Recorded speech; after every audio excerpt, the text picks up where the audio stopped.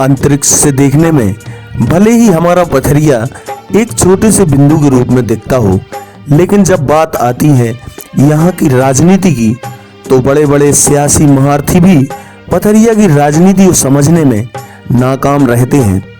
बात करते हैं हाल ही में संपन्न हुए विधानसभा चुनाव 2018 की, तो सभी वर्गों के लोगों ने बढ़ चढ़कर हिस्सा लिया, चाहे पुरुष हो या महिलाएं, वृद्ध हो या बीमार, यहाँ तक कि दिव्यांगों ने भी इस चुनाव में बढ़ चढ़कर हिस्सा लिया है, जिसका परिणाम ये रहा कि मतदान करने में पूरे दमोह जिले में जबेरा विधानसभा के बाद पथरिया का दूसरा स्थान रहा है।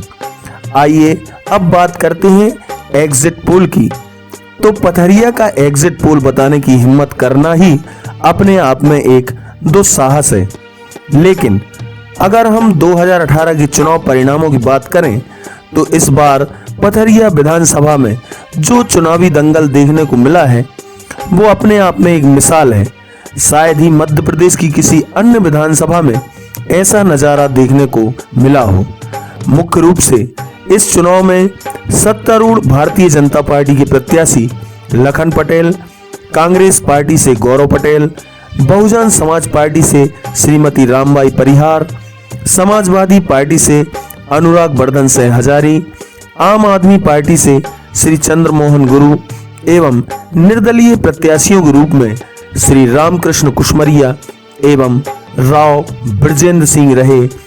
वैसे तो कुल 21 प्रत्याशी इस विधानसभा क्षेत्र से मैदान में थे, लेकिन सभी प्रत्याशियों की चर्चा कर पाना यहाँ मुश्किल है।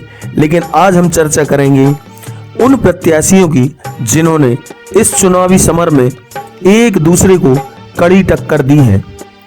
किसी नतीजे की बात करने से पहले हमें इतिहास को खंगालना होगा।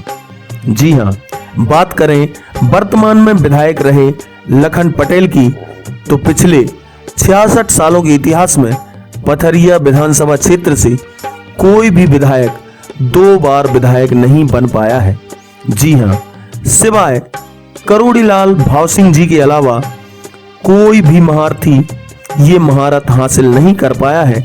केवल श्री करोड़ीलाल भाव सिंह जी ही एक ऐसे विधायक रहे हैं जो 1952 एवं 1957 2 बार पथरिया से विधायक रहे हैं। तो अगर लखन पटेल को विजयश्री प्राप्त होती है तो निश्चित रूप से वो 65 साल के इतिहास में दूसरे ऐसे विधायक होंगे जो लगातार 2 बार विधायक रहेंगे। अब बात करते हैं कांग्रेस के गौरव पटेल जी की। तो पथरिया सीट पर विगत 20 वर्षों से भारतीय जनता पार्टी का कब्जा है।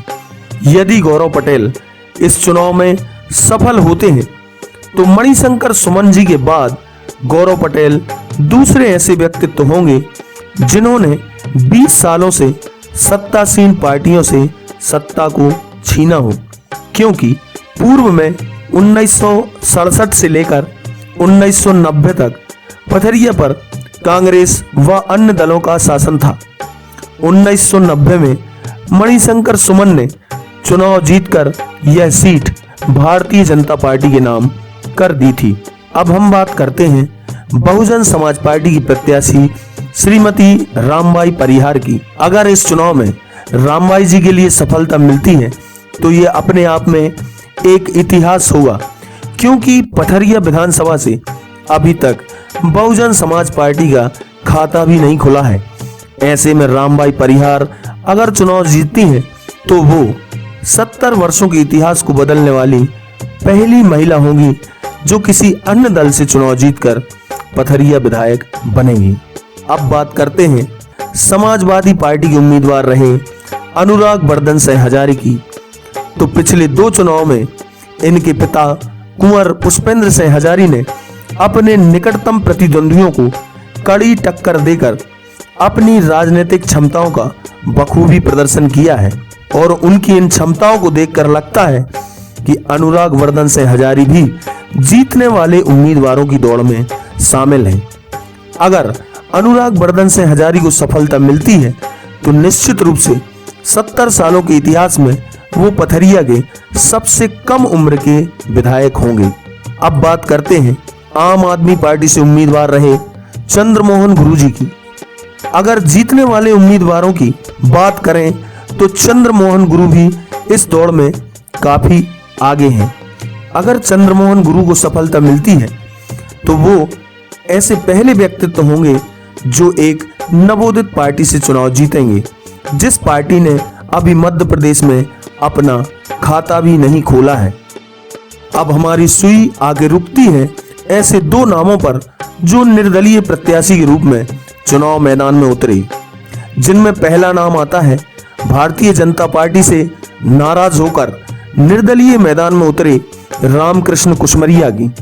2008 में पथरिया से विधायक रहे एवं मध्य प्रदेश कैबिनेट के कृषि मंत्री तथा वर्तमान में बुंदेलखंड विकास प्राधिकरण के अध्यक्ष रहे रामकृष्ण कुशमरिया, जिन्होंने अपने निकटतम प्रतिद्वंदियों को कड़ी टक्कर दी है। वहीं अगर राव ब्रजेंद्र सिंह की बात करें तो राव ब्रजेंद्र भी कांग्रेस से नाराज होकर निर्दलीय मैदान में उतरे हैं। इन निर्दलीय प्रत्याशियों की रैली एवं आम सभाओं में जो अपार जनसमूह उमड़ा था, उसे देखकर ऐसा लगता था मानो इन्हें आज ही विधायक पद मिलने वाला है। लेकिन इतिहास गवाह है कि पथरिया सीट से 1962 में ताराचंद रामेश्वर अग्निभोज के बाद कोई भी निर्दलीय प्रत्याशी विधायक नहीं बन पाया है। अगर इस चुनाव में डॉक्टर रामकृष्ण कुशमरिया या राव ब्रजेंद्र सिंह को सफलता मिलती है तो 56 साल बाद इस सीट से कोई निर्दलीय विधायक होगा। बहरहाल नतीजे जो भी होंगे 11 तारीख को सामने आ ही जाएंगे, लेकिन इतना निश्चित है कि पथरिया विधानसभा का 2018 का चुनाव इतिहास में स्वर्णाक्षरों में लिखा जाएगा। धन्यवाद। जय हिंद।